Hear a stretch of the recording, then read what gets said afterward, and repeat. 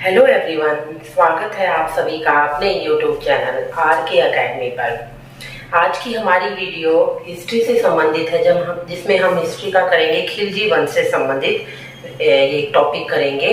जैसा आपने देखा होगा, हमने जो पिछली वीडियो अपलोड की थी वो सल्तनत काल की वीडियो थी, जिसमें हमने सल्तनत युग के 5 वंशों के बारे में जाना था। एक छोटी सी ट्रिक मैंने आपको बताई थी इस सल्तनत वंश के 5 वंशों के बारे में जानने के लिए। ट्रिक क्या थी हमारी? गुड़ खातू स्वाद लेकर। अब गुड़ के ग से हमारा बना था गुलाम वंश, ख से खिलजी वंश, तू से तुगलक वंश, स्वाद के स से बना सैयद वंश और लेकर के ल से बन गया लोदी वंश।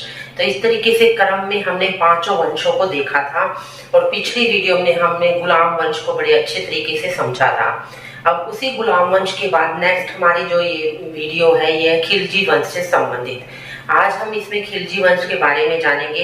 हालांकि जो ये वंश था यह बहुत थोड़े समय के लिए रहता है, लेकिन काफी सारे इंपॉर्टेंट क्वेश्चन यहाँ से बनते हैं। यहाँ एक इंपॉर्टेंट राजा था इस वंश का, जिसका नाम था अलाउद्दीन खिलजी, जिसने बहुत ऐसे काम किए थे जिनके बारे में काफी सारे क्वेश्चन रिपीटेडली पूछे जाते हैं हर एग्जाम में। तो चलिए स्टार्ट करते हैं आज खिलजी वंश को। जो सल्तनत युग था उसका टाइम पीरियड था 1206 से लेकर 1526 ईस्वी तक, और इसमें हमने गुलाम वंश को पढ़ा जिसका टाइम था 1206 से 1290 तक। जो आज खिलजी वंश हम इसको पढ़ रहे हैं इसका टाइम है 1290 से लेकर 1320। मात्र 30 वर्षों तक यह वंश रहता है। और 5 वंशों में सबसे छोटे समय तक शासन करने वाला कौन सा वंश था? खिलजी वंश। 1290 से 1320 ईस्वी तक ये वंश रहता है। अब इस वंश का जो पहला राजा था यानी जो संस्थापक था वो कौन था? जलालुद्दीन खिलजी। कौन था इसका पहला शासक? जलालुद्दीन खिलजी, जिसने गुलाम वंश के लास्ट शासक क्यूमर्स को 1290 में उसकी हत्या करके स्वयं ये राजगद्दी पर बैठ गया, जलालुद्दीन खिलजी। अब जलालुद्दीन खिलजी का शासन काल रहता है 1290 से लेकर 1296 ईस्वी तक, यानी कि लगभग 6 साल तक यह दिल्ली का सुल्तान बना रहता है जलालुद्दीन खिलजी। तो क्यूमर्स की हत्या इसने की, गुलाम वंश के लास्ट सुल्तान की, और स्वयं ये सुल्तान बन जाता है। जब ये सुल्तान बनता है उस टाइम पर इसकी उम्र थी 70 वर्ष। तो ध्यान रखेंगे सबसे उम्र दराज यानी कि सबसे ज्यादा एज पर्सन था ये जब सुल्तान बनता है। तो 70 वर्ष की उम्र में ये सुल्तान बनता है और किलो खरी नामक जगह जो कि दिल्ली में स्थित थी, यहाँ पर ये अपना अभिषेक करवाता है, राज्य अभिषेक करवाता है और सुल्तान की उपाधि धारण करता है जलालुद्दीन खिलजी। अब इस उम्र तक आते आते इसमें थोड़ी सी एनर्जी भी कम रह गई थी और ये थोड़ा सा शांति प्रिय व्यक्ति था। तो ये अपने जो अधिकारी थे उन्हीं के थ्रू शासन संभालता है। इसका एक भतीजा था अलाउद्दीन खिलजी। वो अलाउद्दीन खिलजी के साथ ही अपनी पुत्री का विवाह कर देता है। तो अलाउद्दीन खिलजी इसका भतीजा भी था और दामाद भी था, और काफी ये अलाउद्दीन खिलजी पर विश्वास करता था। तो 1296 में इसके शासनकाल की ये एक इम्पोर्टेंट घटना है। 1296 ईस्वी में जो अलाउद्दीन खिलजी है उसको ये भेजता है देवगिरी के शासक रामचंद्र देव पर आक्रमण करने के लिए, यानी दक्षिण भारत में स्थित है देवगिरी, उसका शासक था रामचंद्र देव। उस पर आक्रमण करने के लिए 1296 में जलालुद्दीन खिलजी अलाउद्दीन खिलजी को भेजता है। अब अलाउद्दीन खिलजी वहां जाकर देवगिरी के शासक को हरा देता है और काफी सारी धन दौलत वहां से लेकर आता है। लेकिन जो लूट का माल था वो सारा का सारा वो जलालुद्दीन खिलजी को न देकर कुछ भाग उसको दे देता है और कुछ भाग, ज्यादातर भाग अपने पास रख लेता है। तो इस तरीके से धीरे धीरे अलाउद्दीन खिलजी की शक्तियां बढ़ती जाती हैं शासन के अंदर, और उसको लगने लगता है कि वो अब अकेले ही शासन संभालने लायक हो चुका है। तो इसी क्रम में अलाउद्दीन खिलजी अपने चाचा या अपने ससुर की हत्या करके सुल्तान बन जाता है दिल्ली का। तो 1296 ईस्वी में अलाउद्दीन खिलजी ने क्या किया? जलालुद्दीन खिलजी की हत्या कर दी, जो कि इसके चाचा भी थे और ससुर भी थे। तो इसकी हत्या करके खुद सुल्तान बनता है। तो इसका समय आता है 1296 से 1316 ईस्वी तक। तो 20 साल के लगभग ये शासन करता है 1296 से 1316 तक अलाउद्दीन खिलजी। और जो पूरा का पूरा खिलजी वंश है या पूरे सल्तनत युग में सबसे ज्यादा इंपॉर्टेंट जो शासक माना जाता है वो अलाउद्दीन खिलजी था, जिसने काफी सारी प्रशासनिक सुधार किए थे। तो हम इसके बारे में जान लेते हैं अलाउद्दीन खिलजी के बारे में। वास्तविक नाम यानी कि अलाउद्दीन खिलजी को बचपन में या उसका वास्तविक नाम क्या था? अली या गुरशप, या दोनों ही इकट्ठे करके कई बार पूछ लिए जाते हैं। अली गुरशप या अली या गुरशप, इसका क्या नाम था, वास्तविक नाम था, बचपन का नाम था इसका अलाउद्दीन खिलजी का। अलाउद्दीन खिलजी ने एक उपाधि धारण की थी जो थी सिकंदर ए सानी, एक उपाधि धारण की थी सिकंदर ए सानी की, यानी कि द्वितीय सिकंदर जिसको बोला जाए, एक उपाधि उसने स्वयं को दी थी ये उपाधि। क्योंकि जैसे सिकंदर के बारे में हमने पढ़ा था कि सिकंदर ने किस तरीके से विजय अभियान चलाए थे, उसी क्रम में इसने भी काफी सारे विजय अभियान चलाए थे और लगभग हर आक्रमण में या हर युद्ध में इसकी विजय हुई थी। तो इसने स्वयं को एक उपाधि दी थी सिकंदर ए सानी। और यहाँ से ऑब्जेक्टिव बनता है कि किस राजा को सिकंदर ए सानी या द्वितीय सिकंदर बोला गया है, तो अलाउद्दीन खिलजी इसका आंसर होगा। अब इसने अपने शासन को चलाने के लिए कुछ अलग स्टेप्स उठाए थे, उन्हीं चीजों को हम देखते हैं कि क्या अलग चीजें इसने अलग सुल्तान दूसरे सुल्तानों की बजाय अलग की थी। तो शासन का सिद्धांत, यानी कि इसने शासन चलाने के लिए क्या सिद्धांत अपनाए थे वो देखते हैं हम। तो जैसे कि हमने देखा कि सल्तनत युग में जो शासक होते थे वो निरंकुश होते थे। निरंकुश मतलब वो तानाशाही सरकार की तरह शासन चलाते थे, जिसमें सिर्फ और सिर्फ राजा ही सर्वे सर्वा होता था। तो निरंकुश शासक तो ये था ही। इसने क्या किया, जिस तरीके से पिछले जो सुल्तान थे उन्होंने खलीफा से मान्यता धारण की, खलीफा के प्रतिनिधि बनकर शासन चलाया, इसने क्या किया, खलीफा से कोई स्वीकृति नहीं ली। यानी कि खलीफा से स्वीकृति लेना इसने जरूरी ही नहीं समझा। यह धर्म और राजनीति दोनों को अलग अलग रखता था। तो यहाँ से क्वेश्चन बन जाता है, ऐसा कौन सा राजा था जो शरीयत के कानूनों को नहीं मानता था या जिसने खलीफा से स्वीकृति नहीं ली। शरीयत क्या होता है, मुस्लिम धर्म में जो शरीयत एक कानूनों के हिसाब से ही क्या सारी शासन व्यवस्था चलाई जाती है। तो उसी शरीयत के हिसाब से इसने कानूनों को नहीं चलाया, शरीयत के कानूनों को नहीं माना अलाउद्दीन खिलजी ने, और इसने खलीफा से कोई स्वीकृति नहीं ली। और इसने क्या किया, राजनीति और धर्म को दो अलग अलग जगह बांट के रखा। इसने क्या किया, इस्लामी सिद्धांतों के अनुसार, वही आ गया, इस्लामी सिद्धांतों के अनुसार इसने कोई शासन नहीं चलाया। तो इस तरीके से इसने थोड़ा सा चेंज किया कि ये धर्म में बंधकर नहीं रहा और धर्म से निकलकर इसने स्वतंत्र रूप से कार्य किए। फिर आगे आता है विद्रोह को दबाने के प्रयास। इसके टाइम में काफी सारे अमीरों और सरदारों के विद्रोह हुए थे, क्योंकि इसने अपने ससुर की हत्या करके राजगद्दी हासिल की थी। तो इसको अमीरों और सरदारों का समर्थन प्राप्त नहीं था। तो समर्थन प्राप्त नहीं था तो समय समय पर ये अमीर और सरदार इसके खिलाफ प्लानिंग करते थे और विद्रोह करने की कोशिश करते थे। तो इस विद्रोह को दबाने के लिए इसने स्टार्टिंग से ही कुछ चीजें अपनाई थी, वो हम देख लेते हैं। इसने क्या किया, खालसा भूमि में वृद्धि करी। इसने 4 अध्यादेश, इनके 4 अध्यादेश माने जाते हैं, ये 4 अध्यादेश लागू किए थे इसने अपने। जिस तरीके से हम आजकल पढ़ते हैं कि राष्ट्रपति और राज्यपाल अध्यादेश जारी कर सकता है, उसी क्रम में इसने 4 अध्यादेश अपने राज्य में लागू किए थे अलाउद्दीन खिलजी ने। 4 अध्यादेश क्या थे, खालसा भूमि में वृद्धि करना। खालसा भूमि क्या होती है, सरकारी भूमि, यानी राजा के अधीन, डायरेक्ट राजा के अधीन आने वाली भूमि होती है खालसा भूमि। तो जो दान में उस टाइम पर जो भूमि दी जाती थी, इसने दान में दी गई भूमि को वापस ले लिया, किसी को इनाम में कोई भूमि दी गई है उसको वापस ले लिया और उसको खालसा भूमि में परिवर्तित कर दिया, यानी कि उसको सरकारी भूमि में परिवर्तित करके अपने अधीन रख लिया। तो इस तरीके से भू राजस्व इसको और ज्यादा मिलने लगा, क्योंकि जो सरकारी भूमि से प्राप्त भू राजस्व था वो डायरेक्ट सरकार के खजाने में या राजा के खजाने में जाता था। तो भू राजस्व में वृद्धि हुई खालसा भूमि में वृद्धि होने से। फिर इसने क्या किया, सेकंड गुप्तचर व्यवस्था पर ध्यान दिया, यानी कि किसी भी शासन व्यवस्था को चलाने के लिए गुप्तचर प्रणाली बड़ी इंपॉर्टेंट चीज होती है। तो इसने गुप्तचर व्यवस्था को सुदृढ़ किया, उसको और अच्छा उसमें सुधार किए, ताकि जो कहीं पर विद्रोह होने की जो आशंका हो वो पहले से ही उसको पता चल जाए। तो इसने गुप्तचर व्यवस्था को सुदृढ़ किया। फिर इसने क्या किया, शराब, भांग, जुए, इन पर प्रतिबंध लगा दिया। तो शराब, भांग, जुए ये सारे के सारे सामाजिक बुराइयों में काउंट होते हैं और इन्हीं में ही क्या होता है, इन्हीं की मद में या इन्हीं को अगर किसी को इनकी लत लग जाए तो इसकी लत के थ्रू ही आदमी क्या करता है, गलत काम करता है या अपराध करता है। तो इसने क्या किया, अपने राज्य में शराब पर, भांग पर और जुए पर प्रतिबंध लगा दिया। फिर नेक्स्ट आता है अमीरों व सरदारों के बीच वैवाहिक संबंधों पर प्रतिबंध।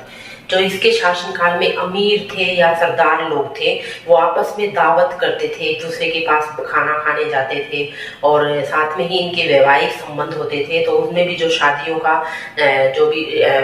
जो प्रोग्राम होता था, उसमें ये आपस में जब अमीर और सरदार लोग मिलते थे तो जो भी राजा था जिसको ये पसंद नहीं करते थे, उसके खिलाफ प्लानिंग करके विद्रोह करने की कोशिश करते थे। तो इसने उन सारे वैवाहिक संबंधों पर, उन दावतों पर प्रतिबंध लगा दिया, ताकि अगर अमीर और सरदार आपस में मिलेंगे ही नहीं तो वो विद्रोह करने की सोचेंगे नहीं। तो इस तरीके से 4 अध्यादेश उसने अपने शासनकाल में लागू किए विद्रोह को दबाने के लिए। खालसा भूमि में वृद्धि की, गुप्तचर व्यवस्था को अच्छा किया, शराब, भांग और जुए पर प्रतिबंध लगाया और अमीरों और सरदारों के बीच वैवाहिक संबंधों और दावतों पर रोक लगा दी। तो ये इसके 4 अध्यादेश थे। फिर आते हैं हम कर व्यवस्था की तरफ। इसने कर व्यवस्था को किस तरीके से सुदृढ़ किया।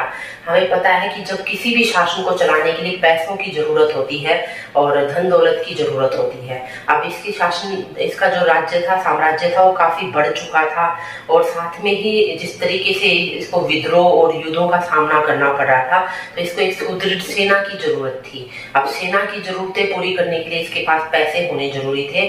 तो इसने अपनी कर व्यवस्था को सुदृढ़ किया और इस प्रकार देखिए भू राजस्व की दर, जिस तरीके से पिछले सुल्तानों ने भू राजस्व की दर यानी कि भूमि से जो राजस्व प्राप्त होता है, जो कर प्राप्त होता है, टैक्स प्राप्त होता है, पिछले सुल्तानों ने उस उपज का 1/3 लेते थे, वो 1/3 भाग ही किसानों से वसूलते थे। लेकिन इसने भू राजस्व की दर को 1/2 कर दिया, यानी कि उपज के 50% को ये कर के रूप में उगाने लगा था। साथ में ही 2 नए कर इसने लगाए, चराई कर और घरी कर। कौन कौन से 2 कर लगाए? चराई कर और घरी कर। चराई कर लगाया जाता था दुधारू पशुओं पर, यानी कि जो दुधारू पशु, दूध देने वाले पशु थे, उनके ऊपर चराई कर। घरी कर था घर से संबंधित, मकान से संबंधित, जिसके खुद का मकान होता था उस पर ये घरी कर लगाया जाता था। तो 2 कर किसके द्वारा लगाए गए थे? सुल्तान अलाउद्दीन खिलजी के द्वारा। फिर इसने भूमि की पैमाइश करवाई। इसने अपने पूरे सल्तनत साम्राज्य में भूमि की पैमाइश करवाई कि भूमि टोटल में कितनी है और कितना हमसे हम कर वसूल सकते हैं। तो पहला सुल्तान था यह जिसने भूमि की पैमाइश सही तरीके से करवाई थी, अलाउद्दीन खिलजी ने। फिर इसने क्या किया? राजस्व को एकत्रित करने के लिए, अब इतने बड़े साम्राज्य में राजस्व इकट्ठा करना भी एक बड़ी चुनौती थी। इस राजस्व को इकट्ठा करने के लिए उसने क्या किया? दीवाने मुक्त खराज नाम का एक नया विभाग बनाया। कौन सा विभाग था? दीवाने मुक्त खराज नाम का नया विभाग था। जैसा हमने पिछली वीडियो में पढ़ा, बलबन ने बनाया था दीवाने अर्ज, जो सैन्य विभाग था, उसी तरीके से अलाउद्दीन खिलजी ने बनाया दीवाने मुक्त खराज, जो कि राजस्व एकत्रित करने का काम करता था। तो ये कर व्यवस्था से संबंधित उसके सुधार थे। अगला आता है सैनिक सुधार। इसने क्या क्या सैनिक सुधार किए थे? सेना मैंने आपको बताया काफी इंपॉर्टेंट होती है युद्धों को जीतने के लिए या साम्राज्य के विस्तार के लिए। तो इस सेना में इसने क्या सुधार किए? स्थायी सेना रखी और नगद वेतन दिया उनको। पहला सल्तनत काल का सुल्तान था जिसने स्थायी सेना रखी थी और उनको नगद वेतन देने का प्रावधान किया था। अब तक जो भी सुल्तान थे वो क्या करते थे? युद्ध के समय सेना रख लेते थे और जैसे युद्ध समाप्त होता था उस सेना को बर्खास्त कर देते थे उनका वेतन देकर। तो लेकिन अलाउद्दीन खिलजी ने क्या किया? ऑल टाइम अपनी स्थायी सेना रखी और उनको नगद वेतन देने की प्रथा शुरू की, प्रणाली शुरू की, यानी कि हर महीने उनको पैसों के रूप में नगद वेतन दिया जाता था। तो अब उसने क्या किया? साथ में ही सैनिकों की हुलिया लिखने। हुलिया क्या होता है? जिस तरीके से अभी हमारे पास तो अभी कैमरे या बाकी सिस्टम है, तो सैनिक जो हमारे आर्मी में होते हैं उनके फोटो फोन पे लगे होते हैं, उनकी थम इम्प्रेशन होते हैं, साइन होते हैं। तो उस टाइम पर क्या हुलिया लिखा जाता था, यानी कि एक स्केच बनाया जाता था जिसमें उसके चेहरे की बनावट और उसके जो भी चेहरे पे स्पेसिफिक कहीं निशान होते थे या बॉडी पे, वो उसमें लिख लिए जाते थे। तो इस तरीके से सैनिकों का हुलिया लिखना इसको बोला जाता है। फिर था घोड़े दागने की प्रथा। जो घोड़े सैनिकों के पास होते थे उनको दाग दिया जाता था, यानी कि उनपे एक निशान बना दिया जाता था ताकि वही घोड़े बार बार अलग अलग सैनिक एक ही घोड़े को रिपीट न करते रहे। अगर एक सैनिक के पास वो घोड़ा है तो दाग कर दोबारा उस घोड़े को लाकर नहीं दिखा सकता था। तो इस तरीके से घोड़े दागने की प्रथा और सैनिकों को हुलिया लिखने की प्रथा किसके द्वारा शुरू की गई? अलाउद्दीन खिलजी के द्वारा शुरू की गई। फिर आती है बाजार व्यवस्था। लास्ट इसका काम था बाजार व्यवस्था, जिससे काफी सारे क्वेश्चन पूछे जाते हैं। इसने बाजार व्यवस्था की शुरुआत की और स्पेशली सेना के लिए उसने स्टार्टिंग में बाजार व्यवस्था की शुरुआत की थी, ताकि जो सेना को नगद वेतन मिल रहा है, यह सैनिकों को ज्यादा वेतन नहीं देता था, लेकिन सैनिकों के लिए इसने एक ऐसा बाजार बनाया था जिसमें कीमतें, वस्तुओं की कीमतें बिल्कुल कम होती थी और स्थिर होती थी, यानी कि बार बार ये नहीं कि किसी चीज की मूल्य कम हो गया या बढ़ गया। तो उसने इस तरीके का बाजार बनाया था जहां पर आसानी से सैनिक उस कम आय में भी अपना काम चला सकते थे। तो बाजार व्यवस्था की शुरुआत स्टार्टिंग में सेना के लिए हुई थी, बाद में सब लोगों के लिए ये बाजार खुल गए थे। अब इस बाजार प्रणाली में क्या किया इसने, मूल्य नियंत्रण प्रणाली की शुरुआत की। बहुत बार ये क्वेश्चन पूछा गया है किस शासक के द्वारा मूल्य नियंत्रण प्रणाली अपनाई गई थी, तो अलाउद्दीन खिलजी।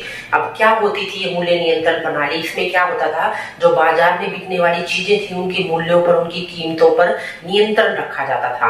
जो अलाउद्दीन खिलजी, इसने 20 साल तक जो शासन किया, तो किसी भी चीज की कीमत इसके शासनकाल में ना तो ज्यादा हुई और ना कम हुई। अगर हम कोई पेन लेने जा रहे हैं और उसकी कीमत अगर 50 पैसे है, उस हिसाब से उस टाइम के हिसाब से बता रही हूँ मैं, 50 पैसे हैं तो 50 ही पैसे रहे 20 के 20 साल, ना वो कम हुए ना ज्यादा हुए। तो इस तरीके से मूल्य नियंत्रण प्रणाली की शुरुआत इसने की।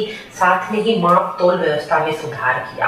क्या था, जो माप तोल की व्यवस्था थी, जो बाट होते हैं जिनसे हम माप तोल करते थे उस टाइम पर, उन बाटों की व्यवस्था में इसने सुधार किया ताकि वो एक जैसे वजन के हों, और अगर कोई भी दुकानदार वजन में कमी करता हुआ मिले या इस तरीके के कोई भी अपराध करता हुआ मिले, तो उसके लिए कठोर दंड व्यवस्था होती थी। अगर कोई व्यापारी या कोई दुकानदार किसी को कम तोल में दे देता था सामान, तो उतने ही, जितना कम तोल में उसने सामान दिया, उतना ही उसके शरीर से मांस निकाल दिया जाता था।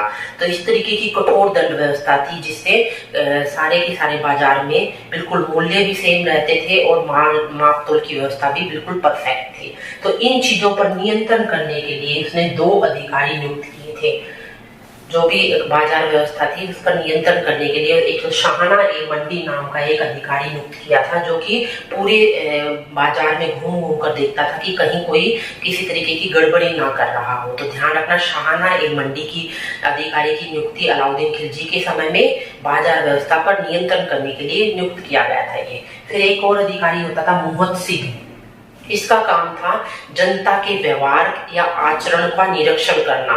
तो यहाँ से कई बार क्वेश्चन पूछा जाता है, मुहत्सिब अधिकारी का क्या काम था, तो जनता की आचरण या व्यवहार पर नियंत्रण रखना या उनका निरीक्षण करना। तो ये मुहत्सिब नामक अधिकारी ये करता था। तो इस तरीके के 2 नए अधिकारी आपने जान लिए होंगे, शाहना ए मंडी और मुहत्सिब। आगे हम इसके आक्रमण देख लेते हैं, इसने क्या क्या आक्रमण किए। हाँ, एक और बता देते, एक बार एक इतिहासकार ने बोला था अलाउद्दीन खिलजी के लिए कि अगर कोई 1 रुपया लेकर बाजार में चला जाता है तो वो उस 1 रुपए में ऊंट भी खरीद कर ला सकता है।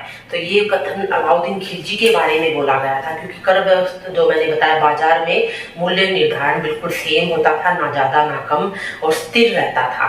बट उस टाइम पर 1 रुपया भी लोगों के पास नहीं था, तो वो ऊंट कहाँ से खरीद सकते। अब आक्रमण हम देख लेते हैं कि मुख्य आक्रमण इसने किस किन राजाओं पर किए थे। तो इसने अलाउद्दीन खिलजी के समय गुजरात, रणथंबोर, मालवा, बंगाल व दक्षिण भारत पर विजय अभियान चलाए गए थे और लगभग हर युद्ध में इसने विजय प्राप्त की थी। तो अब इससे मुख्य पॉइंट देख लेते हैं आक्रमण से संबंधित। गुजरात पर जब इसने अपना अभियान चलाया था, तो उस अभियान के दौरान इसको मलिक काफूर नाम का एक व्यक्ति मिला था, जिसको इसने 1000 दिनार में खरीद लिया था। एक व्यापारी से 1000 दिनार में, दिनार मुद्रा की जैसे अब रुपए पैसा हम बोलते हैं, उसी तरीके मुद्रा की पहचान थी दिनार, मुद्रा को बोला जाता था दिनार। तो 1000 दिनार में उसने मलिक काफूर को खरीदा था गुजरात विजय के उपलक्ष्य में व्यापारी से। तो इसलिए मलिक काफूर को क्या बोला जाता है, 1000 दिनारी भी बोला जाता है। ध्यान रखेंगे, मलिक काफूर को क्या बोला जाता है, 1000 दिनारी। मलिक काफूर हिजड़ा था और इसने काफी सारी विजयों में, युद्धों में इसका साथ दिया था अलाउद्दीन खिलजी का।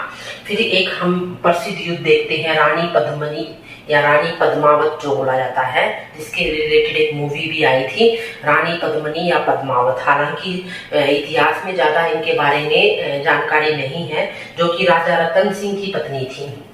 इनकी कहा जाता है कि इनकी सुंदरता पर मोहित होकर अलाउद्दीन खिलजी ने इनके राज्य पर हमला किया था और उसके बाद राजा रतन सिंह को हरा देता है। उस युद्ध में राजा रतन सिंह की मृत्यु हो जाती है। और लेकिन फिर भी जो रानी पद्मिनी थी वो सामूहिक रूप से अन्य औरतों के साथ जौहर ले लेती हैं। जौहर सती प्रथा की तरह होता है, जिसमें क्या होता है सामूहिक रूप से स्त्रियां अपने आप को या तो आग लगा लेती हैं या फिर किसी कुंड में तालाब में अपने आप को डुबो लेती हैं, यानी कि सामूहिक रूप से आत्महत्या कर लेती हैं। तो उसको कहा जाता है जौहर प्रथा। तो सती से थोड़ा सा ये अलग टर्म है। रानी पद्मिनी रानी रतन सिंह की पत्नी थी। इनके बारे में कहां से बाद में पता चलता है, 1540 ईस्वी में। देखो हम जो घटना पढ़ रहे हैं वो है 1296 से 1316 के बीच की। आगे काफी टाइम के बाद 1540 ईस्वी में मलिक मोहम्मद जायसी होते हैं, एक लेखक थे मलिक मोहम्मद जायसी, जिन्होंने पद्मावत नामक पुस्तक की रचना की है। तो यहाँ से पूछ लिया जाए कि पद्मावत पुस्तक की रचना किसके द्वारा की गई, मलिक मोहम्मद जायसी के द्वारा 1540 ईस्वी में। इस जो ये स्टोरी बताई गई है, जो जिस तरीके का इतिहास बताया गया है, इसका वर्णन किया गया है मलिक मोहम्मद जायसी ने अपनी पुस्तक पद्मावत में। फिर 1307 ईस्वी में मलिक काफूर, जो जिसको इसने गुजरात विजय के उपलक्ष्य में प्राप्त किया था, 1000 दिनारी जिसको बोला जाता है, 1707 में मलिक काफूर के नेतृत्व में दक्षिण भारत पर आक्रमण किया जाता है। यानी दक्षिण भारत पर विजय अभियान का नेतृत्व कौन करता है, मलिक काफूर करता है। वहां जाकर वो देवगिरी के शासक पर भी दोबारा आक्रमण करके वहां से काफी धन दौलत लेता है। तेलंगाना पर भी इसका आक्रमण होता है। तो यहाँ से एक क्वेश्चन ये बनता है कि कौन सा वह सुल्तान था जिसके समय में दक्षिण भारत पर विजय अभियान चलाया गया। तो अलाउद्दीन खिलजी था और अभियान चलाया गया मलिक काफूर के नेतृत्व में। इसके समय में मंगोलों के भी बहुत आक्रमण होते हैं। अलाउद्दीन खिलजी के समय में लगभग 6 बार मंगोलों ने भारत पर आक्रमण किए थे। ठीक है, तो ये ध्यान भी रखेंगे हम मंगोलों के संबंध में भी। फिर अलाउद्दीन खिलजी के बाद नेक्स्ट जो राजा आते हैं वो हैं मुबारक शाह खिलजी। इनका पुत्र था अलाउद्दीन खिलजी का मुबारक शाह खिलजी, जो कि 1316 से लेकर 1320 ईस्वी तक सुल्तान बनता है। लेकिन इसके बारे में एक चीज याद रखेंगे, इस मुबारक शाह खिलजी ने स्वयं को खलीफा घोषित कर दिया था। क्या किया था इसने, स्वयं को खलीफा घोषित करने वाला कौन सा सुल्तान था, मुबारक शाह खिलजी था, जिसने स्वयं को खलीफा बना दिया था। बाकी सारे सुल्तान क्या करते थे, खलीफा के प्रतिनिधि के रूप में काम करते थे, जबकि इसने क्या किया, स्वयं को खलीफा घोषित कर दिया था। साथ में ही ये एक हाफ माइंडेड पर्सन था, जो क्या करता था, कई बार ये राज दरबार में नग्न होके आ जाता था, यानी कि बिना वस्त्रों के आता था, कई बार औरतों के वस्त्र पहनकर आ जाता था। तो इस तरीके से मुबारक शाह खिलजी का भी पतन हो जाता है। फिर लास्ट जो राजा खिलजी वंश का है वो नसरुद्दीन खुसरो खां था। कौन था, नसरुद्दीन खुसरो खां 1320 ईस्वी में लास्ट राजा बनता है। उसके बाद तुगलक वंश की स्थापना होती है। गयासुद्दीन तुगलक इसको हरा के इसकी हत्या करके स्वयं गद्दी पर बैठकर तुगलक वंश की स्थापना करता है। तो इस तरीके से खिलजी वंश का लास्ट राजा कौन था, नसरुद्दीन खुसरो खां था इसका लास्ट राजा। जबकि पहला राजा हमने पढ़ा जलालुद्दीन खिलजी के बारे में, और सबसे इम्पोर्टेंट राजा इस टाइम का कौन है, अलाउद्दीन खिलजी है, जिससे संबंधित क्वेश्चन ही बनते हैं। तो उम्मीद करती हूँ आपको आज की वीडियो हेल्पफुल लगी होगी और काफी इंपॉर्टेंट वीडियो है। ध्यान रखना, बहुत इंपॉर्टेंट वीडियो, बहुत क्वेश्चन इससे बनते हैं। जब भी क्वेश्चन किसी भी एग्जाम में आते हैं तो यहाँ से जरूर एक आधा क्वेश्चन आता है। तो इस वीडियो को अच्छे से देखें और इसका फायदा उठाएं। Thank you for watching this.